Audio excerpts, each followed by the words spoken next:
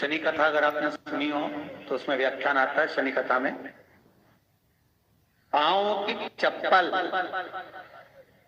बार बार टूट रही हो, कमर से नीचे जो वस्त्र पहने हो वो फट रहे हो, कहीं पजामा है, धोती है, आदि वस्त्र हैं, कपड़े हैं, वो अपने आप फट। आज के जमाने में तो फटे फटाए पहनते हैं लोग, फैशन। उसकी गारंटी नहीं है, उसका हम वर्णन नहीं कर रहे। हम जब पहनते हम समझ जाते हैं इसको शनि तो ऑलरेडी लगा ही हुआ।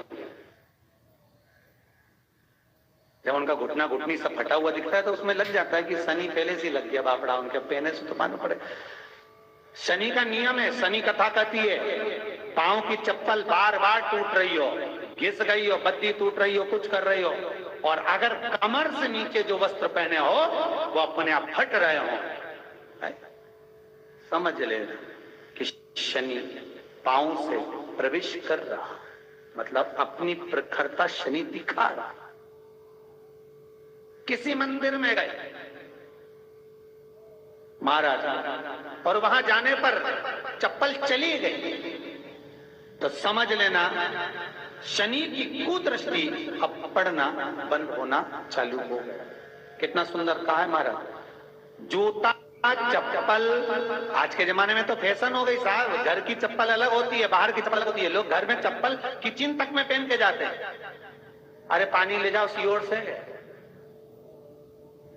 रसोई घर में लोग चप्पल पहन कर जाते हैं। जहां भगवान का प्रसाद बन रहा है, जहां अन्नपूर्णा निवास कर रही है, और पूछो तो करे किचन की चप्पल है तो माथे पे रख लो। तुम अपनी माँ को जरूर देखना है एक बार, वो बूढ़ी माँ कितनी बार किचन में चप्पल पहन कर गई, मुझे जरूर फोन कर कर बताना। बूढ़ी माँ रसोई घर में आज भी बिना चप्पल के जाती है, और बहुओं की कहीं एड़ी नहीं फट जाए, ठंड नहीं बैठ जाए, इसलिए ये रसोई घर तक में चप्पल पहन कर जाती है। सूर्य नारायण की कथा पढ़ना, शनि महाराज की कथा पढ़ना, और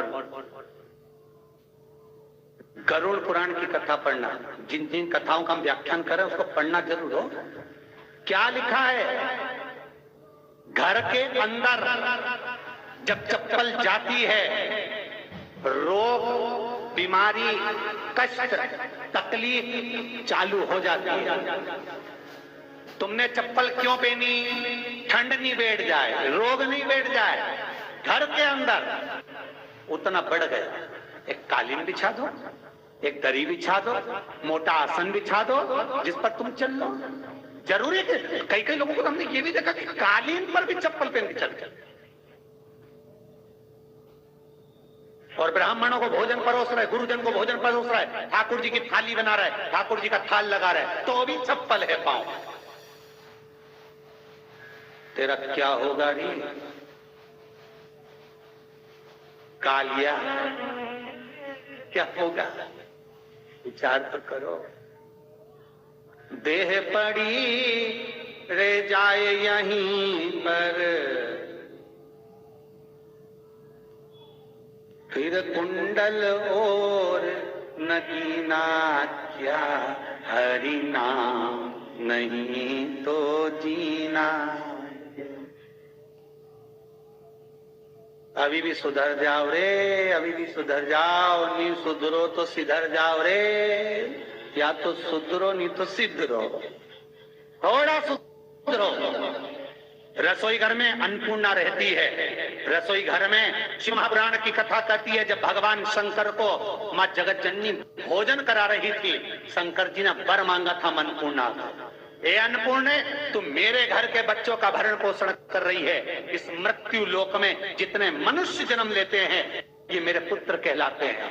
तो अन्नपूर्णा ने कहा, चिंता मत करना भोलेनाथ, जिस जगह पर एक स्त्री, बेटी, कन्या या घर की बहू या बूढ़ी माँ भोजन बनाएगी, उस जगह पर मैं अन्नपूर्णा उसके शरीर में प्रवेश करूंगी।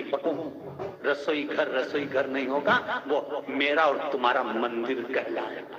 अब मंदिर में चप्पल पहनकर भोजन का निर्माण करना ये श्रेष्ठता है। एक आसन पटक लो आप रसोई घर के अंदर, जिस आसन पे खड़े होकर आप भोजन बना लो, मोटा सा आसन रख लो, चप्पल की जरूरत ही नहीं। श्रीमद् भागवत कथा कर रही है, तुलसी का मात्र तो शनि अपनी दृष्टि बता देता है। शास्त्र कहता है जब घर के अंदर प्रवेश करने के, जब आप घर में प्रवेश करें तो कोने में चप्पल को उतार दें। बाहर जगह नहीं है तो घर के अंदर प्रवेश कर कर लेफ्ट में चप्पल को उतार दें, और 7 या 3 कदम के अंदर चप्पल उतर जाना चाहिए घर के अंदर में। और उसके बाद अगर चप्पल अंदर प्रवेश कर रही है तो राहु केतु शनि के साथ प्रवेश करते हैं, जिसके घर में बीमारी कभी पीछा नहीं छोड़ती। शनि कथा, सूर्य की कथा का स्मरण करिए, आपको मालूम पहचान हो जाता है। महाराज तुलसी बता देती है कि आपके घर की दशा क्या है।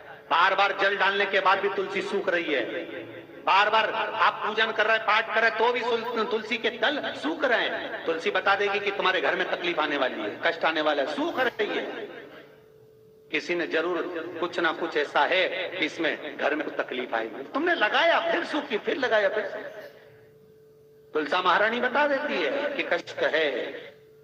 और जिस गमले की तुलसा घेर घमोर हो, फलित हो, आनंद में हो, तो उस घर में फिर दुख नहीं आता, समृद्धि खुद बढ़ती चली।